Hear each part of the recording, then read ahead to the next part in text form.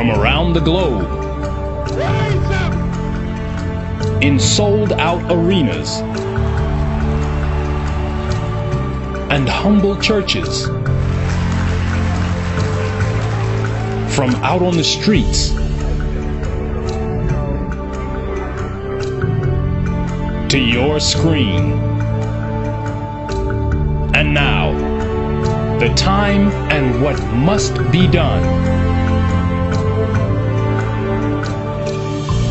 On this edition of Farrakhan Speaks.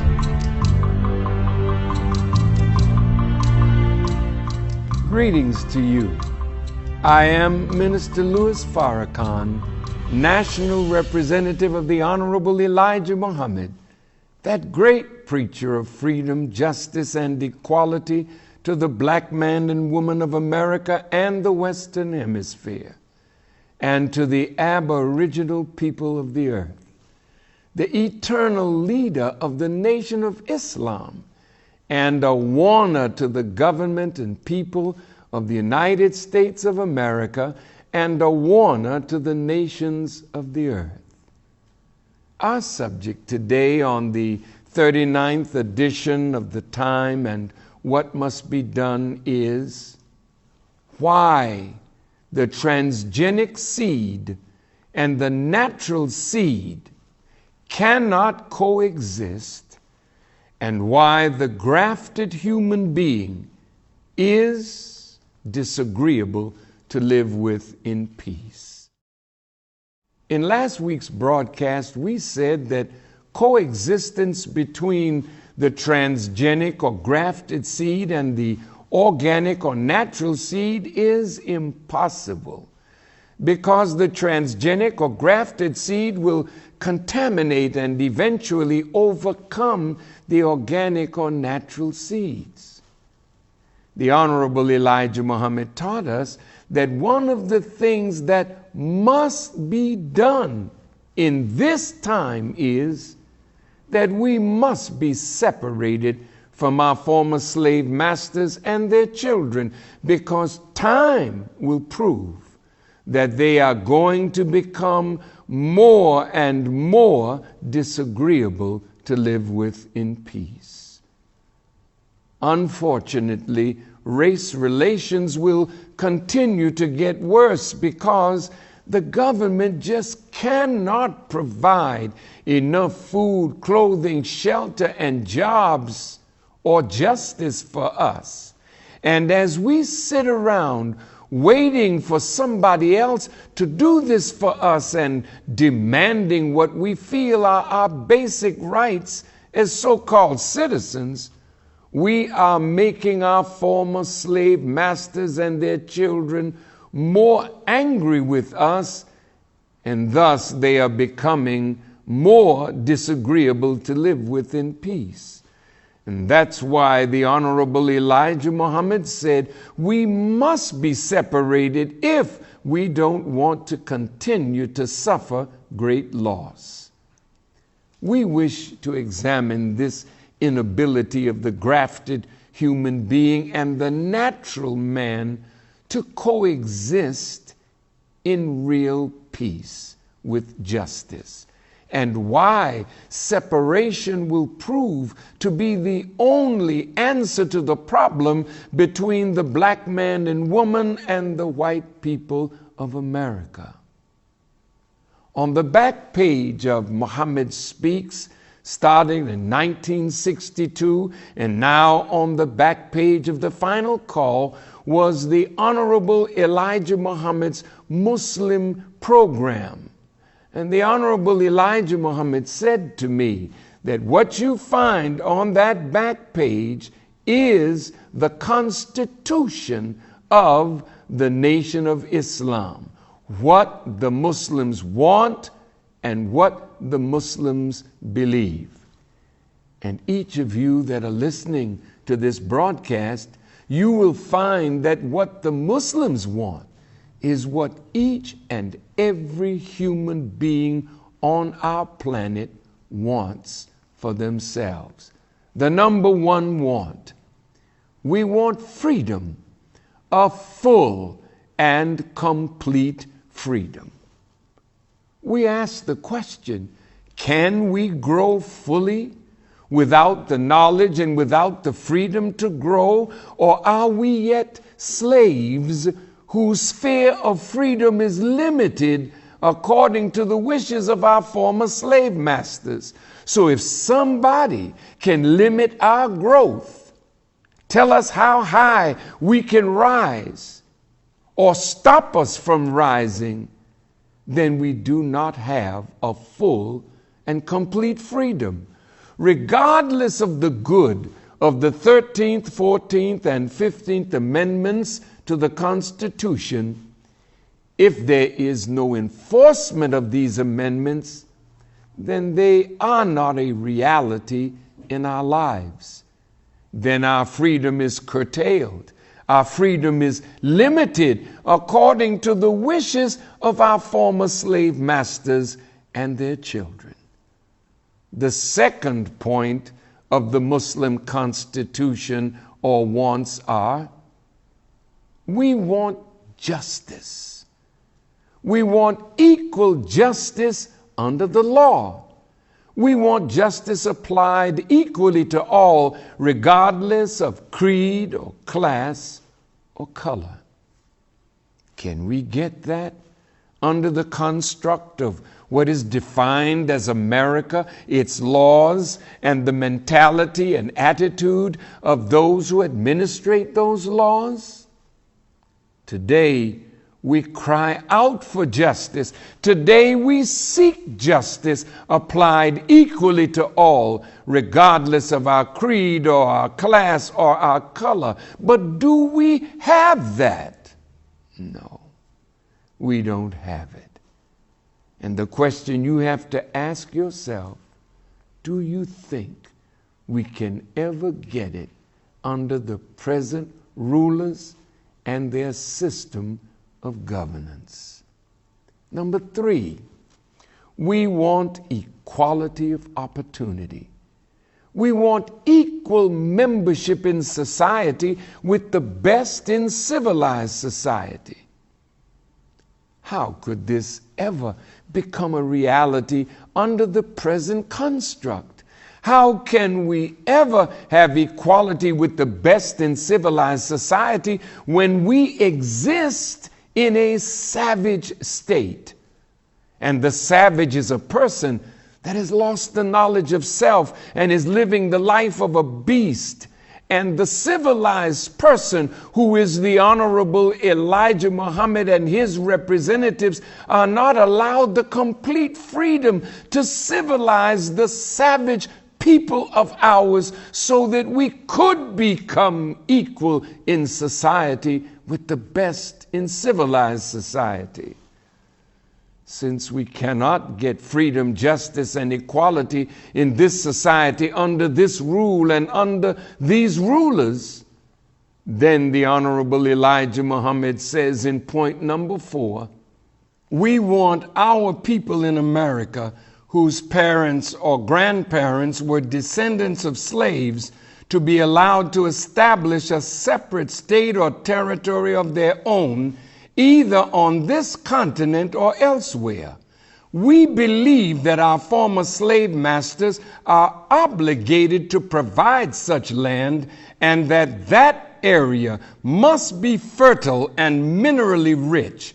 We believe that our former slave masters are obligated to maintain and supply our needs in this separate territory for the next 20 to 25 years until we are able to produce and supply our own needs.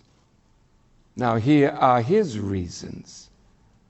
He writes, since we cannot get along with them in peace and equality, after giving them 450 years of our sweat and blood and receiving in return some of the worst treatment human beings have ever experienced, we believe that our contributions to this land and the suffering forced upon us by white America justifies our demand for complete separation in a state or territory of our own.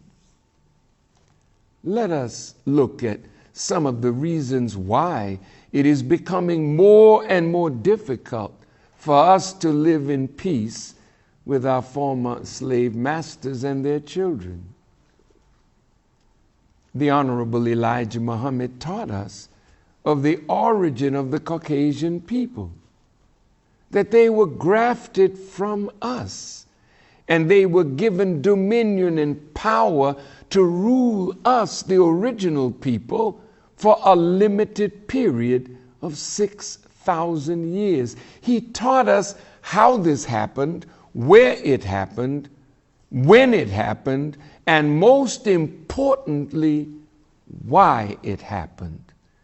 You may find this deep scientific information in his monumental book, Message to the Black Man, on pages 112 through 118. Guess what? The scientists are now agreeing with the Honorable Elijah Muhammad about the time of the white race's appearance on our planet and their nature. Oh, so many have mocked and ridiculed Mr. Muhammad's teachings about Yaqub that he said Allah taught him that the white man first appeared 6,000 years ago on an island in the Aegean Sea called Pilan or Patmos. But white scientists are now confirming the reality of this event in their history and this revelation from Allah to the Honorable Elijah Muhammad. According to the National Geographic Society, scientists studying DNA have now confirmed that, quote, Europeans as a people are younger than we thought, close quote. Professor Alan Cooper, director of the Australian Centre for Ancient DNA at the University of Adelaide, analyzed DNA from ancient skeletons and found that the genetic makeup of modern Europe was established just 6,500 years ago. Professor Cooper said, quote, the genetics show that something around that point caused the genetic signatures of previous populations to disappear. However, he writes, we don't know what happened or why. Other scientists have come to the same conclusions. Dr. Keith Cheng, a geneticist of Pennsylvania State University College of Medicine, led a study that shows the evolution of a gene for skin color and suggests that Europeans lightened up quite recently, perhaps only 6,000 to 12,000 years ago. Dr. Hans Eiberg of the University of Copenhagen confirmed that all blue-eyed humans have a genetic mutation that he says occurred 6,000 to 10,000 years ago. His team found a specific gene known as the OCA2 gene, which, if altered, would result in human beings without melanin in their hair, their eyes, or skin color, conditions known as albinism. Thus, this OCA2 gene seems to have been targeted and manipulated by some force or event around 6,000 plus years ago. You know, that makes us as Muslims feel real good because the Honorable Elijah Muhammad taught us this, and we have brought it before scholars and scientists, and they mock us and laugh at us. Well, the researchers at the University of Chicago had found where genes appear to have been reshaped by natural selection within the last 5,000 to 15,000 years. Incredibly, Dr. Jonathan Pritchard estimates that the point in time when the genes of the Asian and European populations were altered was 6,600 years ago, the exact date that the Honorable Elijah Muhammad taught that Mr. Yaqub began his Patmos Island grafting process. These scientists, Cooper, Iberg, Chen, and Pritchard, have scientifically zeroed in on a date in time that corresponds exactly to the teachings of the Honorable Elijah Muhammad. But the scientists are yet unable to account for the reason for this dramatic genetic convulsion in the human family. Professor Cooper said this population moves in around 4,000 to 5,000 BC. That's about 6,500 years ago. But where it came from remains a mystery. Of course, it's not a mystery today, as they said we can't see anything like it in the areas surrounding Europe. The Honorable Elijah Muhammad said that they were given only 6,000 years to rule, and after that time, one greater than the one who brought them into existence would come and end their rule.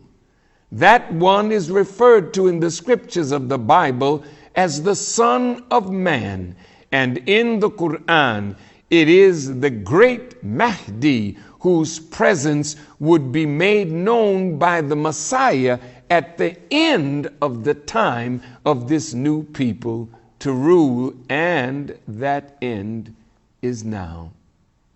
In the book of Deuteronomy, the 28th chapter, the 15th to 18th verses, and I would advise you to take and read the whole chapter. But in the 15th verse it reads, "But it shall come to pass, if thou wilt not hearken unto the voice of the Lord thy God to observe, to do all his commandments and his statutes, which I command thee this day, that all these curses shall come upon thee and overtake thee. Cursed shalt thou be in the city, and cursed shalt thou be in the field. Cursed shall be thy basket and thy store.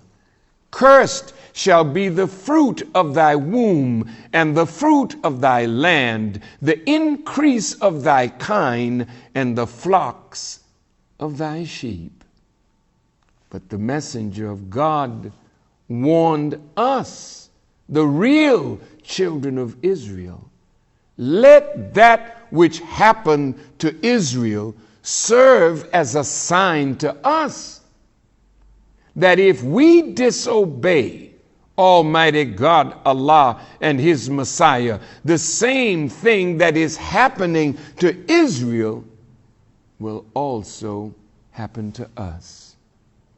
These curses are now taking place because of the things that Jesus prophesied of: wars and rumors of wars, famine, pestilence, earthquakes in diverse places. But the greatest thing that's happening is the natural death of the white race.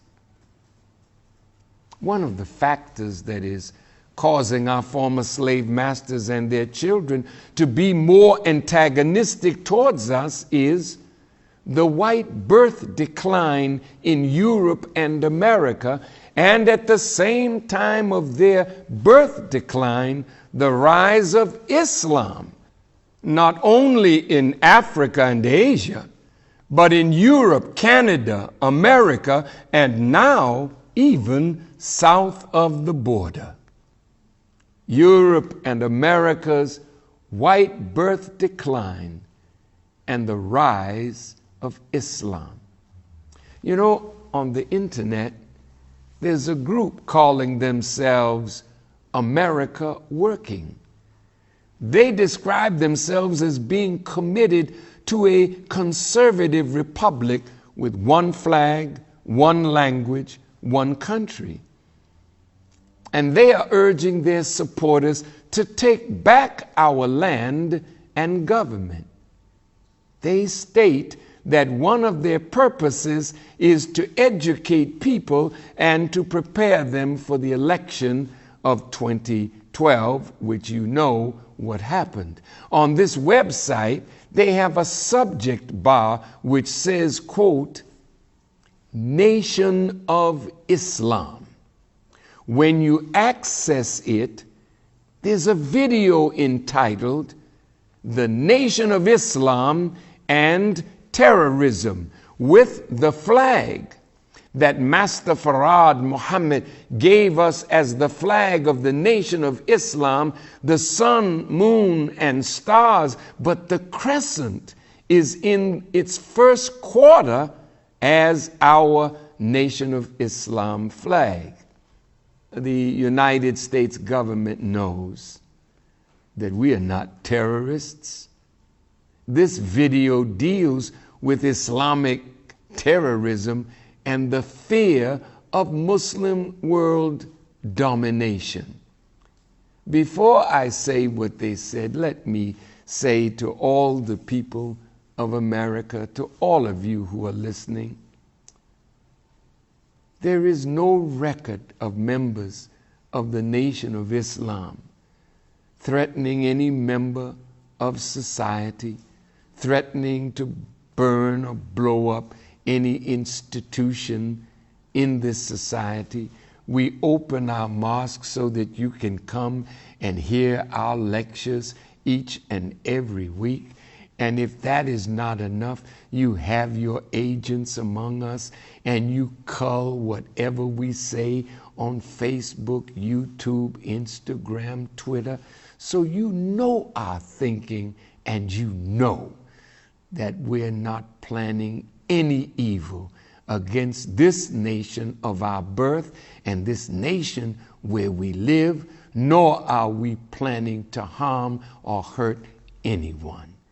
You know this, government of America, but you're subtly dropping these seeds linking the Nation of Islam to terrorism. Well, the only thing that might terrorize you, especially if you've lied to the American people and deceived them, it might terrify you that someone is bold enough, courageous enough, fearless enough, righteous enough to stand up and tell the truth. And of course, any liar or deceiver is always terrorized with the presence of truth that manifests the lie and the liar. Let's listen to some of what is said by the narrator, and you can access the whole 9 minutes of this on YouTube or on their website. According to research, in order for a culture to maintain itself for more than 25 years, there must be a fertility rate of 2.11 children per family. With anything less, the culture will decline. Historically, they say, no culture has ever reversed a 1.9 fertility rate.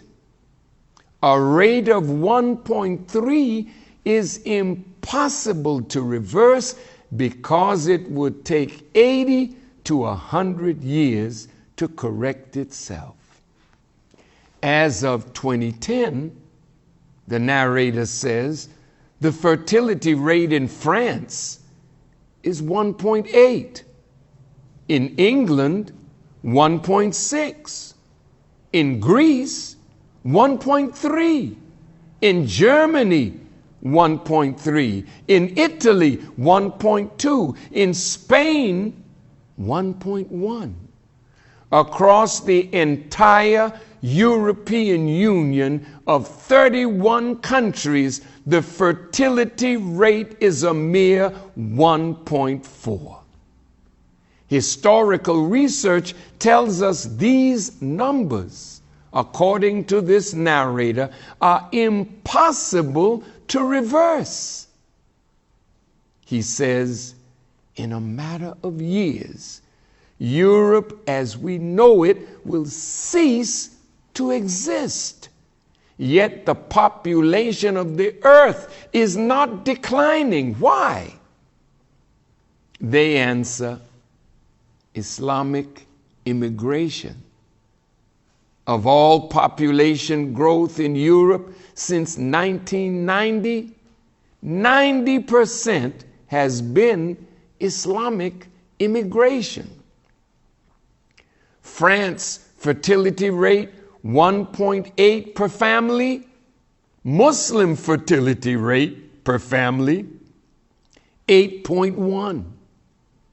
In southern France, traditionally one of the most populated church regions in the world, there are now more mosques than churches. In just 37 years, France will be an Islamic republic, according to this narrator and their research. In the last 30 years, the Muslim population of Great Britain rose from 82,000 to 2.5 million, a 30-fold increase. There are over 1,000 mosques, many of them former churches. In the Netherlands, 50% of all newborns are Muslims. And in only 15 years, half of the population of the Netherlands will be Muslims. In Russia, there are over 23 million Muslims. That is 1 out of 5 Russians. 40% of the entire Russian army will be Islamic in just a few short years. Currently in Belgium, 25% of the population and 50% of all newborns are Muslims. The government of Belgium has stated that 1/3 of all European children will be born to Muslim families by 2025, just 15 years away. The German government has said that the fall of the German population can no longer be stopped. Its downward spiral is no longer reversible. It will be a Muslim state by the year 2050. There are 52 million Muslims in Europe today, and that number is expected to double in the next 20 years to 104 million. Closer to home, the narrator says, the numbers tell a similar story. Canada's fertility rate is 1.6. Nearly a full point below what is required to maintain and sustain a culture. And Islam in Canada is the fastest growing religion. Between 2001 and 2006, Canada's population increased by 1.6 million, 1.2 million of those by Islamic immigration. In the United States, the current fertility rate of American citizens is 1.6. But the influx of Latino nations The rate increases to 2.11, the bare minimum required to sustain a culture. In 1970, the narrator says, there were 100,000 Muslims in America, and today there are over 9 million. Muammar Gaddafi said, quote, there are signs that Allah will grant victory to Islam in Europe without swords, without guns, without conquests. We don't need terrorists. We don't need homicide bombers, suicide bombers. The 50+ million Muslims in Europe will turn it into a Muslim continent within a few decades. This is like a warning to white people to get ready for a change that they are not in control of. And according to this video, 2 to 2.1, down to 1.8 live births means that in 25 years, there will be a cultural change. But will you, as a white person, be able to survive? But once your birth rate goes to 1.6 and under, it is impossible to reverse. What is expressed in this video bears witness to what the Bible says, that their womb would be cursed and their land would be cursed. So we see the fruit of their womb is. And if this is true, within 100 years, white people may be non-existent on our planet. On April 9th, 1990, there was a cover of Time magazine which asks the question, what will the United States be like when whites are no longer the majority? And then it states, America's changing colors.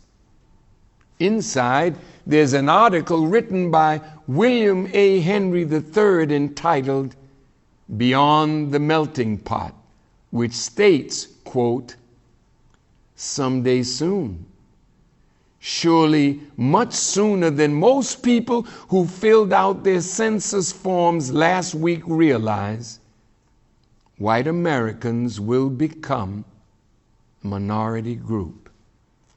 If current trends in immigration and birth rates persist, the Hispanic population will have further increased an estimated 21%. The Asian presence about 22%, blacks almost 12%, and whites a little more than 2% when the 20th century ends. By 2020, a date no further into the future than John F. Kennedy's election is in the past, that number of U.S. residents who are Hispanic or non-white will have more than doubled to nearly 115 million, while the white population will not be increasing at all.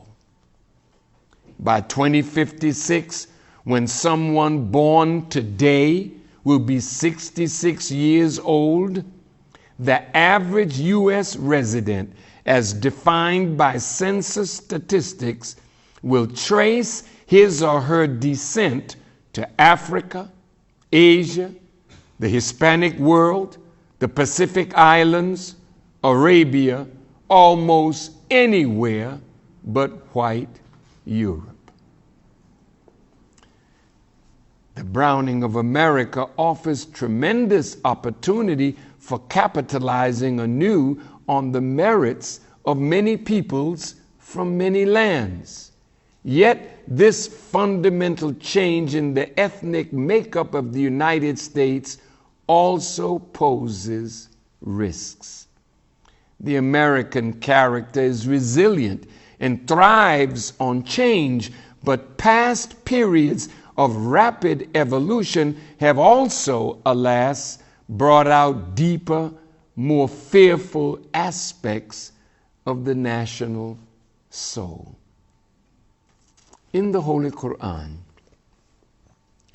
in the 3rd chapter, the 19th verse, it reads, "Surely the true religion with Allah is Islam. And those who were given the book differed only after knowledge had come to them out of envy among themselves. And whoever disbelieves in the messages of Allah, Allah indeed is quick at reckoning." In chapter 9, the 33rd verse, it reads, "He it is who has sent his messenger with the guidance and the true religion, that he may make it prevail over all religions, though the polytheists are averse." In the 3rd chapter, the 85th verse, "And whoever seeks a religion other than Islam, it will not be accepted from him, and in the hereafter he will be one of the losers." And in the 5th chapter, the 3rd verse, Allah says in the Quran, "This day have I perfected for you your religion, and completed my favor on you, and chosen for you Islam as a religion." These are scriptures that back up what the narrator of this video was saying. And this is showing why there is so much Islamophobia in the West, which takes us back to 9/11 and the truth tellers that say it indeed was a false flag operation that was designed to create hatred for Islam and Muslims and to stop the growth of Islam in America as well as in Western Europe. These are some of the factors as to why whites will become more and more disagreeable to live with in peace. Remember the theme now. Why whites are becoming disagreeable to live with in peace. And since they are the originators and the organizers of Christianity, and they organized it under Constantine, not in Palestine where Jesus lived and taught and died, but it was organized in Rome, Italy, 325 years after the death of Jesus, for the purpose of the domination of the darker peoples of the world, with white supremacy using religion as the means of conquest. When you see the death of the West, it's not only the death of the West in terms of the dying population of the white race. It's the death of the religion that they organized for their political purposes, which comes back to Islam and the Quranic saying, surely the true religion with Allah is Islam. As the Caucasian sees his birth rate declining in America and around the world, and sees the rise in births among the blacks, Hispanics, Asians, Native Americans, and the darker peoples of the third world, his fear of the loss of his ability to continue to rule produces in him a state of mind that makes him more disagreeable to live with in peace. Conservative commentator Patrick Buchanan, in his 2002 book titled The Death of the West, How Dying Populations and Immigrant Invasions Imperil Our Country and Civilization. He shares his views on a declining white American population. He writes on page 12 of his book, quote, "The prognosis is grim. Between 2000 and 2050, world population will grow by more than 3 billion to over 9 billion people. But this 50% increase in global population will come entirely in Asia, Africa, and Latin America, as 100 million people of European stock vanish from the earth." In 1960, people of European ancestry were 1/4 of the world's population. In 2000, they were 1/6. In 2050, they will be 1/10 of the world's population. These are the statistics of a vanishing race. A growing awareness of what they portend is induced a sense of foreboding, even panic in Europe. What is the meaning of foreboding? It is a noun. It means fearful apprehension, a feeling that something bad will happen. As an adjective, it means to imply or seeming to imply that something bad is going to happen. Forebode, to have a presentiment of something bad. This foreboding has an effect on their mental state, and as they begin to lose the power to rule, and these curses that are mentioned in Deuteronomy and other places in the Bible and Quran begin to afflict them, then the level of civilization that they once displayed begins to gradually decline into absolute bestiality. You have this declining birth rate, which means the loss of their power to rule, the destruction of their economy, the fall of their currency, the foreboding of the weather changes and famine, and the destruction of the power of their religion over the darker people of the world. What effect does it have on their state of mind of one who has been made to rule? And when you couple it with the spread of an organized religion, that the founder of it is not in any way responsible for what it says or what it has done, for Jesus did not preach Christianity. He never knew it existed. The Honorable Elijah Muhammad taught us. He taught freedom, justice, and equality. Unfortunately, Christianity has been used as a doctrine of white supremacy to oppress the darker peoples of the world. Lastly, what effect does it have on the state of mind of one made to rule to see Islam rising all over the planet and rising in America, rising throughout the world? These events, circumstances, and factors should help us to understand the wicked policies that have been implemented by the government of America to exercise population control through depopulation of the darker peoples of the world. Even though these wicked plans are now being practiced, yet the population of the third world people continues to rise.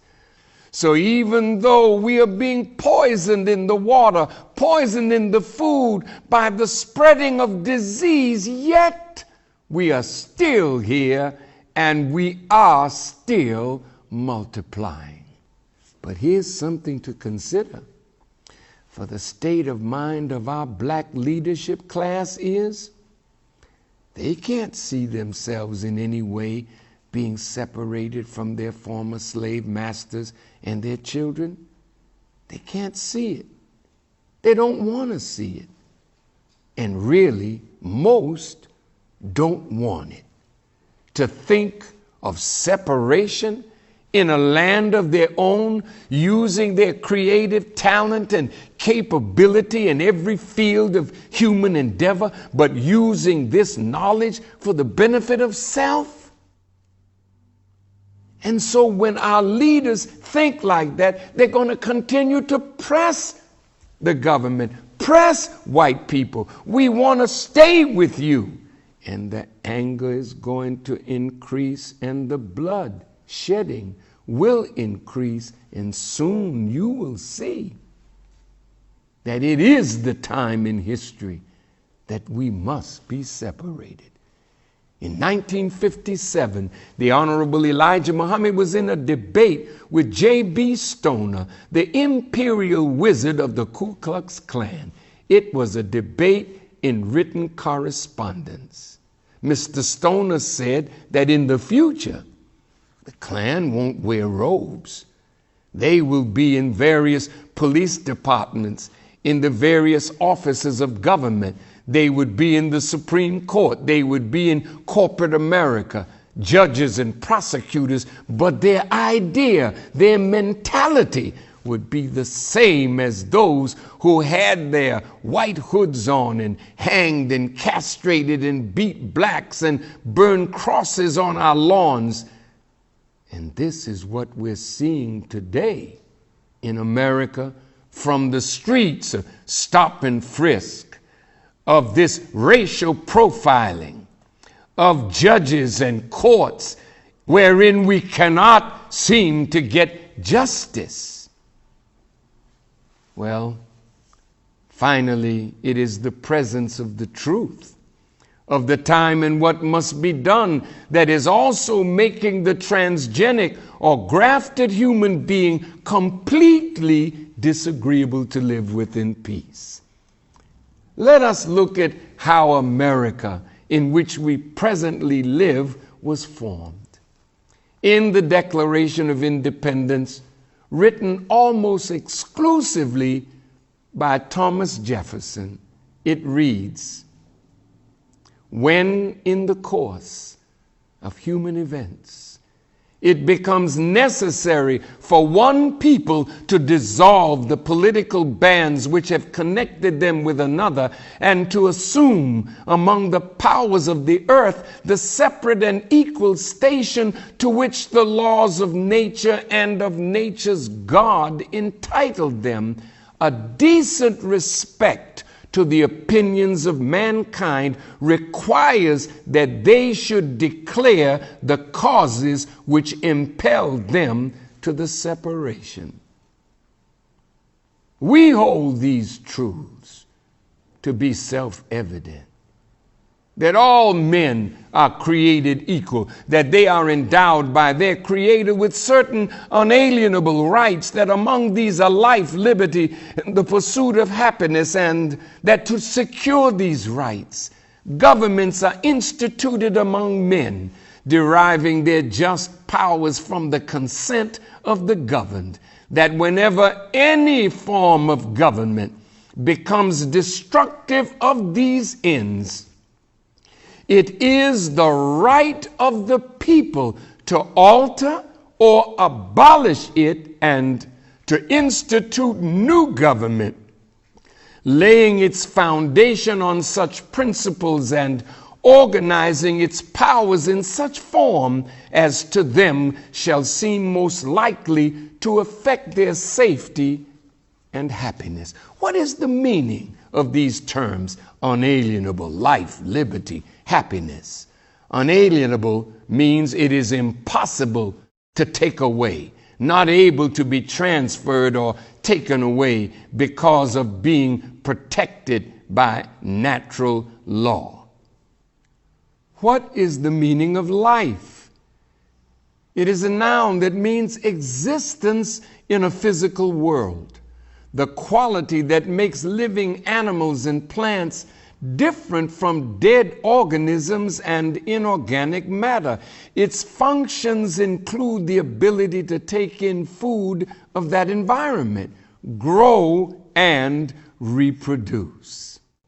What is the meaning of liberty? Liberty is the state of being free within society from oppressive restrictions imposed by authority on one's way of life, behavior, or political views. What is happiness? Happiness is the state of being happy, feeling or showing pleasure, contentment, or joy, causing or characterized by pleasure, contentment, or joy, feeling satisfied that something is right or has been done right. You know, when you look at nature, you look at a bear before it hibernates. It must pursue the required amount of food that will allow it to hibernate for months. So the pursuit of happiness to that creature is its ability to gain what it needs, that when it lays down, it's contented. The pursuit of happiness when it gets out of the animal and insect and crawling creature kingdom. Each creature is satisfied when it does and is not hindered from doing according to its nature. That is the pursuit of happiness. What would make you happy? Just put it on an individual plane. You go to bed at night, you dream about things that you would like to see different. You dream about things that you desire in your life personally. And when you get up the next morning after sleep, you pursue that which will make you happy or contented in your life. The Quran says, Allah made the night for rest and sleep, and the day to rise up again, seeking the bounty of your Lord. And if you are restrained from that pursuit by some effort of somebody else to keep you from fulfilling your pursuit of happiness, then that hinders, thwarts, and restrains you. And whatever does that is an enemy of you. Provided that your pursuit of happiness does not destroy the happiness of others, and provided that your pursuit of happiness is in accord with the nature of your creation, which is a nature of righteousness. If these unalienable rights are life, liberty, and the pursuit of happiness, we are endowed with these rights by the Creator, and any infringement on these rights then is devil. The Declaration of Independence is not the Constitution. It is just declaring the reasons why the 13 original colonies desired to separate from the British to eventually become what would be called the United States of America. Their reasons for separating are universal, and our reasons for separating today are the same. Now, dispensing with that, the Honorable Elijah Muhammad said, the elements of life are freedom, justice, and equality. And anything and anyone that deprives us of these three essentials of life has created death for us and is devil.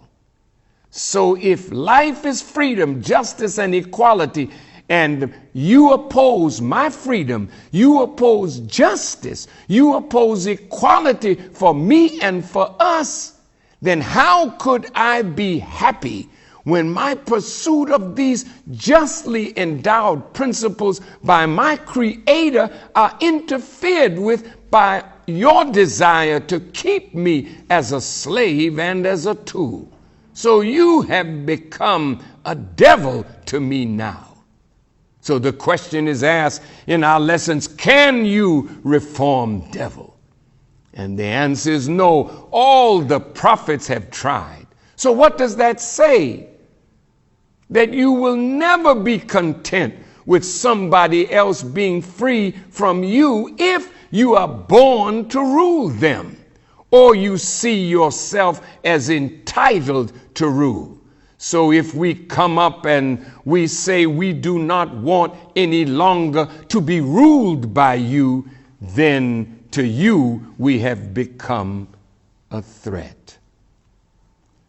My dear and beloved brothers and sisters, in Message to the Black Man by the Honorable Elijah Muhammad on page 36, he writes, separation of the so-called Negroes from their slave masters' children is a must. It is the only solution to our problem. You must know, black man and woman of America, that this is the time of our separation and the judgment of this present world, which you and I have known. And on page 38 he writes, let us make this clear. I am not begging, for it pleases Allah. He will give us a home on this earth, and I am with him. Today, according to Allah's word, we are living in a time of the great separation of the blacks and whites, and the separation of us would be a blessing for both sides. And on page 45, he continues, you must know that you have not been rightly civilized, and no man can enslave another who has equal education or knowledge. My people lack science of the right kind. Allah is here to give you and me a superior knowledge of things and a country to ourselves. Separation of the so-called Negroes from their slave masters' children is a must. It was the only solution according to the Bible for Israel and the Egyptians, and it will prove to be the only solution for America and her slaves, whom she mockingly calls her citizens without granting citizenship. We must keep this in our minds at all times. We are actually being mocked. So, beloved brothers and sisters, next week, same time, same station, we're going to continue this subject on land and separation. And I pray that Allah will guide, bless, and protect you, and that the Twitter army, I'm so proud of you, will engage the people with intelligent dialogue. They must agree it is the time to be separated. Thank you for listening, and may Allah grant you the light of understanding as I greet you in peace. Assalamu alaikum. Please log on again next week and every week this year for the time and what must be done. Tell your friends, tell your family. Log on to noi.org every Saturday, 6 p.m. Central Time for truth, guidance, and unequaled love from the national representative of the Most Honorable Elijah Muhammad and the Nation of Islam, the Honorable Minister Louis Farrakhan. Pass on the word every Saturday at 6 p.m. Central Time at noi.org. The time and what must be done. Remember, to have Minister Farrakhan answer your questions, tweet them to @LouisFarrakhan, #AskFarrakhan. And to add this message to your library or as a gift for someone you love, go to store.finalcall.com.